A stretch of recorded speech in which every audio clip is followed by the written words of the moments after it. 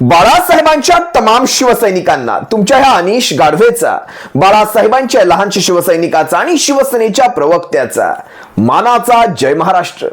शिवसैनिकांनो, शिवसेना एक वादळ या तुमच्या हक्काच्या व्यासपीठाला तुम्हाला पुन्हा पुन्हा विनंती करतो. तुमच्या हक्काच्या या लहानशा व्यासपीठाला, या YouTube प्रबोधन माध्यमाला तुम्ही सर्व शिवसैनिकांनी लाखोंच्या संख्येने सबस्क्राईब जरूर ठेवा. हे गरजेचं आहे शिवसैनिकांनो. आजच्या ह्या पेड आणि विकाऊ मीडियाच्या जमान्यामध्ये आपल्याला आपल्या माध्यमांना मोठं करावं लागेल. पुढचे 1 ते 1.5 महिने ते 2 महिने हे अत्यंत कसोटीचे आहेत. या 2 महिन्यांमध्ये मीडिया, मेनस्ट्रीम मीडिया असेल, प्रिंट मीडिया असेल किंवा डिजिटल मीडिया ही म्हणा, आपली बाजू किती भक्कमपणे महाराष्ट्रापुढे, देशापुढे नेईल मला माहित नाही. या पुढच्या 1.5-2 महिन्यांमध्ये आपल्याला आपली अनेक कामे, आपल्या अनेक भूमिका, शिवसेनेच्या भूमिका, आपल्या अधिकृत भूमिका शिवसैनिकांपर्यंत असेल, उभ्या आडव्या पडलेल्या महाराष्ट्रापर्यंत घेऊन जायच्या असतील तर आपल्याला आपली माध्यम विकसित करावी लागतील. त्यासाठी शिवसेना एक वादळ तुम्ही सर्वांनी लाखोंच्या संख्येने सबस्क्राईब जरूर करा ही तुम्हा सर्वांना विनंती करतो. गेल्या 1-1.5 महिन्यांपासून, विशेषतः मागचे 2-3 आठवडे घ्या, आपण एक गोष्ट बारीक निरीक्षण केली असाल. एक अव्वल दर्जाची, उच्च दर्जाची मार्केटिंग चालू आहे. आजवर आपल्या हयातीत, आजवर जितक्या काही निवडणुका झाल्या, मी आजवर कधीही अशा प्रकारची मार्केटिंग, एवढ्या अव्वल दर्जाची, एवढी हायटेक मार्केटिंग कधीही पाहिली नव्हती जी मी आता पाहतोय. आपण पहा, मोदी सरकार किंवा महाराष्ट्रातलं हे बेकायदेशीर सरकार यांची ज्या प्रकारे जाहिरातबाजी चालू आहे. तुम्ही जर घराच्या बाहेर पडाल, प्रत्येक ठिकाणी, अगदी तुमच्या सोसायटीतल्या त्या डिजिटल मार्केटिंगच्या त्या डिस्प्लेवर देखील तुम्हाला, मला तर नवल वाटतं, उत्तर प्रदेश सरकारच्या जाहिराती देखील मुंबई महाराष्ट्रात झळकतायत. उत्तर प्रदेश सरकारच्या नवल वाटतं. वृत्तपत्र खोला, तुम्हाला यांचे दाढीवाल्यांचे चेहरे, सफेद दाढी नाहीतर काळी दाढी, हे असे चेहरे दिसतील. तुम्ही घराच्या बाहेर निघा, सारेच्या सारे अनधिकृत बॅनर तुम्हाला दिसतील. ते सगळं सोडा, अधिकृत बॅनरवर पहा, यांचेच फोटो महिने झळकतात. त्यांचं ते लीगल पेमेंट पण कोणी करतं की नाही याची देखील आपल्यापर्यंत काही माहिती पोहोचत नाही, कारण ते सरकारी क्षेत्रात येत नाही, त्यामुळे त्याची माहिती कोणी देत नाही. बसेसमधून प्रवास करत असाल, बसेसच्या सीटच्या मागच्या बाजूला जी मार्केटिंग असते त्याच्यावर त्यांचेही फोटो. त्यानंतर बसेसच्या त्या डब्यावर तुम्ही पाहत असाल, सबंध त्यांचेच फोटो. त्याच्यानंतर जर तुम्ही एरोप्लेनने किंवा विमानाने प्रवास करत असाल, तुम्हाला सबंध एअरपोर्टवर ह्यांचेच फोटो. साधं गाडीत पेट्रोल भरायला जाल, ते महागडे पेट्रोल गाडीत टाकत असताना समोर हसरे सफेद दाढीचे फोटो. मला तर नवल वाटलं, हे सगळं नको की काय, म्हणून डोळ्यावर आपण जर गॉगल लावून बसलो, काळा चष्मा लावला, बाहेर बघायचं नाही ठरवलं, आणि एखादा गाणं ऐकण्यासाठी तुम्ही FM ऑन करा, तिथे देखील हर हर मोदी, घर घर मोदी. FM सोडला नाही, टेलिव्हिजन सोडला नाही, वृत्तवाहिन्या सोडल्या नाहीत, वृत्तपत्र सोडली नाहीत. मला वाटतं ते आता सार्वजनिक शौचालयांच्या तिथेही असतात म्हणा, तिथेही सोडलेलं नाहीये. स्मशानातल्या लाकडांवरच फक्त आता नावं कोरायची बाकी आहेत. स्मशानातल्या लाकडांवर इतकी अव्वल दर्जाची जाहिरातबाजी आजपर्यंत कधी पाहिली नाही. कोविडच्या सर्टिफिकेटवर होतं तिथपर्यंत सर्व काही ठीक वाटलं. चला, पंतप्रधान तिथेही हसरा चेहरा टाकून कोविडच्या लसी देत आहेत, काही का असेना, आपण सोडून दिलं, तो काळ वेगळा होता. पण आता महिने एक जाहिरात महिने राहते, करोडोंच्या जाहिराती, करोडोंचे बॅनर. हा पैसा येतो कुठून, हा कधी तुम्ही विचार केलायत? रेडिओवर जर जाहिरात लागते, त्या रेडिओवाल्यांना जो पैसा द्यावा लागतो, हा नक्की कुणाच्या खात्यातून जातो? आता एक गोष्ट लक्षात घ्या शिवसैनिकांनो, सर्वसामान्य महाराष्ट्रातल्या नागरिकांनो, एक गोष्ट लक्षात घ्या. ज्यावेळेस तुम्ही सरकारची जाहिरात चालवता, त्यावेळेस त्या जाहिरातीवर भारत सरकार असं लिहिणं गरजेचं असतं, ते अपेक्षित असतं, नियमाचा तो भाग आहे. भारत सरकार, ज्यावेळेस भारत सरकारचा जो माहिती प्रसारण विभाग असतो, जिथे मार्केटिंग म्हटलं जातं, त्या माहिती प्रसारण विभागामध्ये तुम्हाला भारत सरकार असं लिहिणं बंधनकारक आहे, किंवा भारत सरकारचा उपक्रम, भारत सरकारचं काम, भारत सरकारची योजना. भारत सरकार कुठेतरी गायबच झालेलं आहे. नाव दिसतं मोदी सरकारची गॅरंटी, मोदी सरकारची हमी, मोदी सरकारचं आश्वासन, मोदी सरकारने केलेली पूर्तता.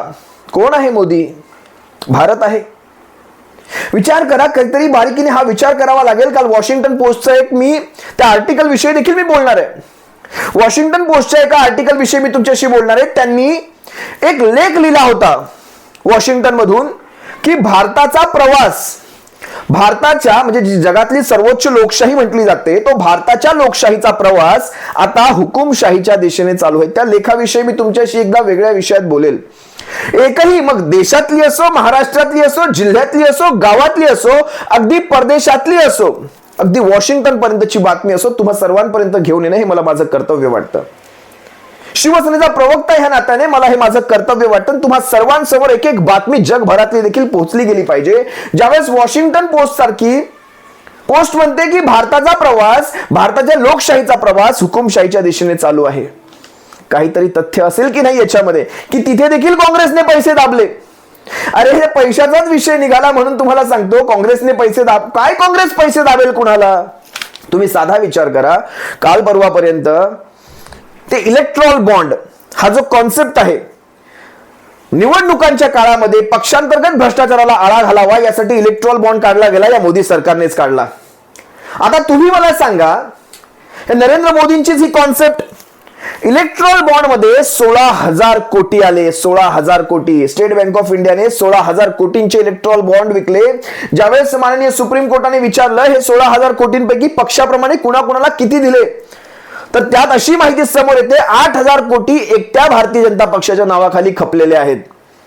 म्हणजे तुम्ही तो बॉन्ड विकत घेतल्यानंतर तुम्ही भारतीय जनता पक्षाला देतात, असे किती बॉन्ड गेले, तर 8,000 कोटींचे बॉन्ड भारतीय जनता पक्षाला मिळाले. म्हणजे 16,000 कोटीतनं 8,000 कोटी भारतीय जनता पक्ष खाऊन गेला. आणि इतर 8,000 कोटींमध्ये 750 ते 800 कोटी मला वाटतं काँग्रेसचा त्याच्यात सहभाग आहे. 750 ते 800 कोटी राष्ट्रीय पक्ष काँग्रेस त्याला मिळतात आणि एकट्या भारतीय जनता पक्षाला 8,000 कोटी मिळतात. ज्यावेळेस सुप्रीम कोर्टाने ह्याच्यावर चाप लावला, यांच्यावर एक कंट्रोल आणला, सुप्रीम कोर्ट म्हणाला या 8,000 कोटींचा मला व्यक्तीप्रमाणे हिशोब द्या, कुठल्या व्यक्तीने हे 8,000 कोटींचे बॉन्ड भारतीय जनता पक्षाला देऊ केलेत, त्यांची नावं द्या. तर सुप्रीम कोर्टाने, तुम्हाला नवल वाटेल, सुप्रीम कोर्टाने 6 मार्चची मुदत दिली होती. 6 मार्चची म्हणजे आजची मुदत, आज 6 मार्च आहे. 6 मार्चची मुदत दिल्यानंतर स्टेट बँक ऑफ इंडियाने याचिका केली की आम्हाला कमीत कमी 30 जून पर्यंतची तारीख द्या, कारण तोपर्यंत आम्हाला यांची नावं काढण्यासाठी. म्हणजे मला एक सांगा, 8,000 कोटींची तुमच्या सिस्टम मध्ये नावं असणार, सिस्टमची नावं प्रिंट करायची आहेत, माननीय सुप्रीम कोर्टासमोर ठेवायची आहेत, तुम्हाला 30 जून का हवंय? 6 मार्च, एप्रिल, मे, जून, जवळपास 4 महिने हवेत स्टेट बँकेला. बरं 30 जून मध्ये खासियत काय माहिती ना, म्हणजे निवडणुका झालेल्या असणार, सारा पैसा वापरून झालेला असणार. लक्षात घ्या, हे जे बॅनरबाजी, ही जी मार्केटिंग होते ना, ही सगळी याच पैशातनं होत असते. हा अशा प्रकारे पैसा खर्च केला जातो. त्याच्याही पलीकडे जाऊन आपल्या विकासाचा जो पैसा असतो ना, जो आपल्या विकासामध्ये वापरला गेला पाहिजे, तुमच्या आमच्या विकासामध्ये अशी मार्केटिंग इतकी सरकारने पाहिली पण कधी पाहिली नव्हती. इतकी घाणेरड्या थराची मार्केटिंग. अरे मेलेल्या माणसाच्या कफनवर देखील, त्या सफेद कपड्यावर देखील, त्या मांजरपाटावर देखील तुम्ही तुमची नावं कोराल. अबकी बार मोदी सरकार तिथे देखील टाकाल, मेलेल्या माणसाच्या त्या मांजरपाटावर देखील टाकाल, स्मशानातल्या लाकडांवर टाकाल, त्या स्मशानातल्या चितेवर टाकणाऱ्या तेलाच्या त्या पामोलींच्या पिशवीवर देखील टाकाल. मोदी सरकारची गॅरंटी, गेला तरी आम्ही तेल टाकणार त्याच्यावर. हे लक्षात घ्या, ते काही चांगलं आणि भूषावह नाहीये. तुम्हाला अशा अनेक गोष्टी आहेत ज्या तुम्हा सर्वांसमोर घेऊन येणं मला गरजेचं वाटतं. मी काल परवाचाच एक विषय बघितला, मला वाटतं कालचाच असावा. शिवसेनेचे आमदार राजन साळवी, राजापूरचे आमदार रत्नागिरीतनं, यांच्यावर ईडी सीबीआयचे धाड सत्र अजूनही चालू आहेत. वाघ शरण येत नाही, वाघ यांच्या सत्ताधाऱ्यांच्या जुलूम जबरदस्ती पुढे झुकत नाही. तर वाघाला कशा प्रकारे नामोहरण केलं जाते माहितीये? त्यांच्या धर्मपत्नींना, त्यांच्या मुलाला, त्यांच्या भावाला, अनेकांना त्रास दिला जातोय. ईडी सीबीआयच्या कार्यालयांमध्ये त्यांना रोज येऊन हजेरी लावायला सांगतायत, 5-5 तास बसवून ठेवतायत. ही आहे यांची कार्य करण्याची पद्धती. मला खरं तर हे कन्फर्म झालेलं आहे, याच्यावर ह्यांनी स्टॅम्प मारलेला आहे की हे सारेच्या सारे खोक्यांसाठी गेले. कसं माहितीये? ज्यांना खोके मिळाले ते सरळ सरळ गेले, कारण ह्यांनी धंदे केले होते तशा प्रकारचे. ज्यांनी धंदे केले होते ते ईडी सीबीआयला घाबरले आणि निघून गेले. ज्यांच्याकडे काहीही नव्हतं तरी देखील त्यांच्या मागे ईडी सीबीआय हात धुवून लागते. बघा ना, आता संजय राऊत साहेब असतील, रवींद्र वायकर असतील, राजन साळवी असतील, सुनील प्रभू असतील, अशी अनेक नावं आहेत, अद्वै हिरे असतील. ही जी नावं आहेत, अनिल परब साहेब जेव्हा त्यांच्या साई रिसॉर्टवर मला वाटतं त्या किरीट सोमयाने हातोडा घेऊन गेला होता, यांनी वेळ प्रसंगी अजूनही अद्वै हिरे कारागृहात आहेत. संजय राऊत साहेब जवळपास 3-3.5 महिने जेलमध्ये राहून आले, आताही बेलवर बाहेर आहेत. रवींद्र वायकर असतील, अनिल परब साहेबांच्या तर रिसॉर्टवरच कारवाई करण्यात आली, तोडकाम करण्यात आलं. ही सगळी माणसं शरण नाही गेली, वेळ प्रसंगी त्यांनी मरण पत्करलं पण शरण नाही गेली. मरण पत्करण्याचा अर्थ असा की त्यांनी ते वार झेलले, छातीवर झेलले. आज छोटे मोठे कार्यकर्ते जर तुम्ही पाहाल शिवसेनेचे, हे तर मोठी नाव आहेत, पण असे असंख्य शिवसेनेचे पदाधिकारी असतील, कार्यकर्ते असतील, ज्यांच्या पोटा पाण्याच्या व्यवसायांवर देखील यांनी बुलडोजर चालवलेत. अरे साधी एखाद्याची गाडी असेल ना रस्त्यावर, हातगाडी एखाद्या शिवसेनेच्या, मशालीच्या शिवसेनेच्या कार्यकर्त्याची, त्याच्या हातगाडीवर देखील यांनी बुलडोजर फिरवलेत आमच्याकडे येत नाही म्हणून. आमच्या त्या निष्ठावंत कार्यकर्त्यांनी वेळप्रसंगी आपली रोजीरोटी जाऊ दिली, पण शिवसेनेची दगाबाजी आणि गद्दारी केली नाही. अशी अनेक उदाहरणं आहेत, अनेक उदाहरणं आहेत, कित्येक उदाहरणं आहेत. आज तुमच्या समोर मी स्वतः जो उभा आहे तो त्याचाच एक भाग आहे. मी कधी स्वतःविषयी जास्त काही बोलत नाही, पण आमच्याकडेही अशी अनेक उदाहरणं आहेत ज्याच्यामध्ये आमच्याकडून आमची रोजीरोटी काढून घेतली जाते. काय फरक पडतो? अरे हे जर पोटापुरतच खायचंय ना, पोटापुरतच, या 2 हातांनी जेवढं कमवतो तेवढं काफी आहे. आणि कष्टाची बरी भाजी भाकरी, तुप साखरेची चोरी नको. काय म्हणतोय मी? कष्टाची बरी भाजी भाकरी, तुप साखरेची चोरी नको. आम्ही ना कधी तूप साखर कमवली, ना कधी चोरली. जी आमच्या कष्टाची भाजी भाकरी आहे तिच्या जीवावर आम्ही इथपर्यंत, आमचे हात स्वच्छ आहेत, आम्हाला कोणीही काहीही करू शकत नाही. पण तरीही त्रास देणाऱ्यांची कमी नाही. जे काही असेल ते, या सगळ्यांचा इमाने इतबारे हिसाब किताब होणार आहे. फक्त 10 मिनिटं द्यायची साहेब आम्हाला, 10 मिनिटं, फक्त 10 मिनिटं. ज्यावेळेस शिवशाहीचं सरकार असेल त्यावेळेस फक्त 10 मिनिटं आम्हाला द्यायची. लिस्ट तयार आहे. असो, या राजन साळवींच्या बाबतीत मला एक विशेष महत्व यासाठी वाटतं कारण गेली 3 महिने झाले, 3 ते 4 महिन्यांपासून तुम्ही पाहिलं असाल, मागे बाळासाहेबांच्या खुर्चीची किंमत 10,000 केली होती. ज्या खुर्चीवर स्वतः बाळासाहेब बसायचे, उद्धव साहेबांनी ती खुर्ची आदरपूर्वक राजन साहेबांना दिली, त्यांनी त्याची विनंती केली होती. त्या खुर्चीची किंमत 10,000 करणारे आज ज्यावेळेस त्यांच्या पत्नींना, आमच्या वहिनी साहेबांना ज्यावेळेस तिथे बोलवण्यात आलं, त्यांची प्रतिक्रिया तुम्ही पहा, वहिनी साहेबांची प्रतिक्रिया पहा. त्यांनी आपल्या भावना त्यांना त्या कंट्रोल नाही करता आल्या, त्यांच्या डोळ्यातून आसू आले. तुम्ही एकदा ही प्रतिक्रिया पहा. आज मला माझ्या व्यवसायाबद्दल माहिती विचारली, ती सगळी माहिती मी त्यांना पूर्ण केली. पण आज ह्या गोष्टीचं वाईट वाटलं की आम्हाला आरोपीच्या रजिस्टरमध्ये सही करावी लागली. आरोपीच्या रजिस्टरमध्ये आम्हाला सही करावी लागली. आणि मी त्यांना जेव्हा सांगितलं की आम्ही इथे हजर राहतो, पण त्यांनी आम्हाला 1 ते 5च्या वेळात जरी तुमची चौकशी, तुम्हाला प्रश्न विचारले असतील, नाही विचारले तरी तुम्हाला इथे बसून राहायचंच आहे.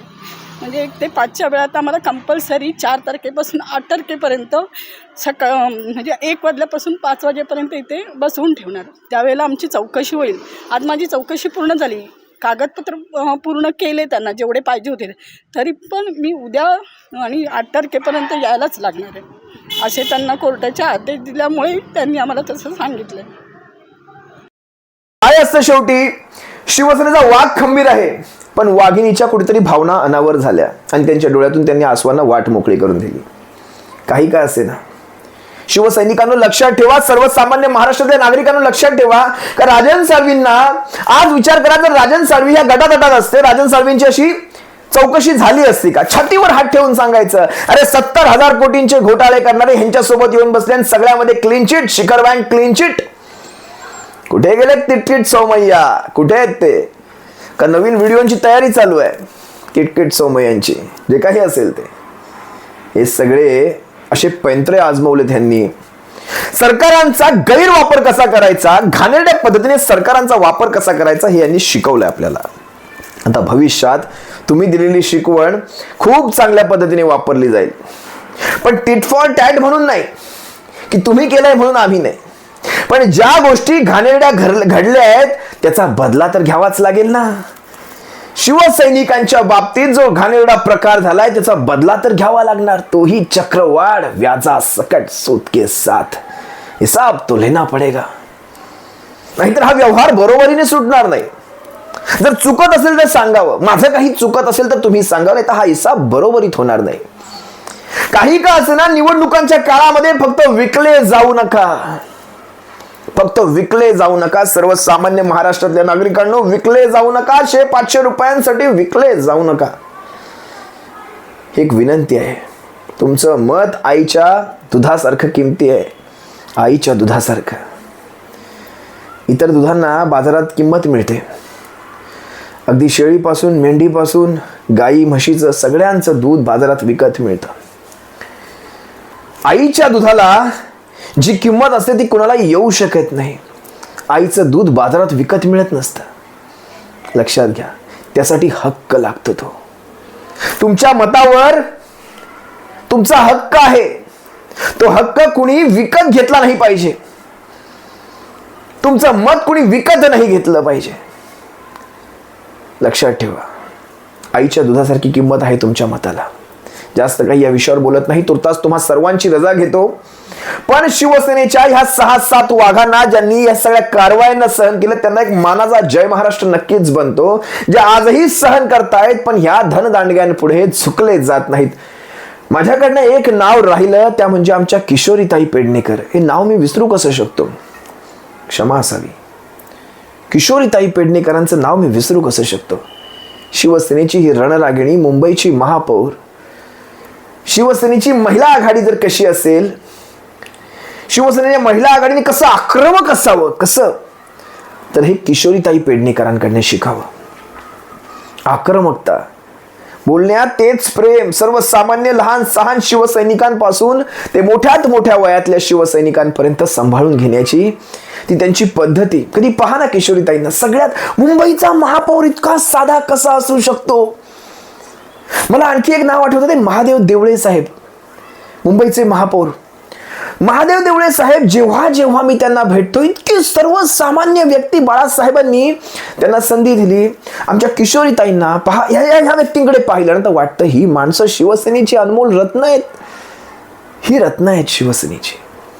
कसा साधा असतो. त्या किशोरीताईंना ती वाघीण झुकत नाही. इतका त्रास देण्याचा प्रयत्न केला गेला, इतकं सतवलं जातंय, त्यांच्यावर इतक्या केसेस टाकल्या.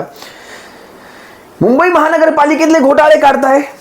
कोविड काळामध्ये म्हणतात ही बॅग त्या किमतीला, ती बॅग त्या किमतीला. या सगळे प्रकार नागपूर महानगरपालिकेत झालेत, तिथे एकही नाही. पेंडेमिकच्या काळामध्ये वस्तूंच्या किमती वाढल्याच होत्या. वाढत्या किमतीमध्ये वस्तू विकत घेतल्या म्हणून त्यांच्यावर तुम्ही ते, खरं तर तुम्ही एपिडेमिक ऍक्ट किती वाचलेत, किती समजून घेतलेत मला माहीत नाही. ज्यावेळेस आपदग्रस्त प्रसंग असतो, आपत्कालीन परिस्थिती असते, महामारींसारखे संकट असतात, त्यावेळेस महानगरपालिकेचे नियम वेगळे असतात. आणि मुळात हा कायदा केंद्राने घालून दिला होता. त्यावेळेस जीवन वाचवण्यासाठी, मनुष्याचं जीवन वाचवण्यासाठी ज्या गोष्टी शक्य आहेत त्या त्या कराव्यात, कुठल्याही गोष्टींकडे पाहू नये. ठाणे महानगरपालिकेतही तेच झालं होतं, बरोबर. नागपूर महानगरपालिकेतही तेच झालं होतं, पुणे महानगरपालिकेतही तेच झालं होतं, देशातल्या सगळ्या महानगरपालिकांमध्ये तेच झालं होतं. फक्त मुंबई महानगरपालिकेमध्ये त्या प्लास्टिकच्या बॅगांचं तो बहाणा केला गेला आणि किशोरीताईंना सतवण्याचा प्रकार चालू केला गेला. महानगरपालिकेचे जर नियम वाचाल तर त्यात तुम्हाला सारं कळेल. असो, आमच्या वाघिणी कधी झुकणार नाहीत. आज परिस्थिती अशी आहे, उद्या चांगली होईल. पण ज्यावेळेस परिस्थिती चांगली होईल त्यावेळेस तुम्ही तुमची थोबाडं कुठे लपवणार आहात याची उत्तरं द्यावीत. तुम्ही इथे, आम्ही इथे, सळो की पळो तर नक्कीच करणार. आणि ज्याने इतके घाव सोचलेत ना, ज्याने इतके घाव सोचलेत, तो घाव सोचलेला व्यक्ती तुम्हाला शांत बसू देणार नाही. सगळी उतरवणार. तुर्तास तुम्हा सर्वांची रजा घेतो. सप्रेम जय महाराष्ट्र बाळासाहेबांच्या शिवसैनिकांनो. काळजी घ्या. जय महाराष्ट्र.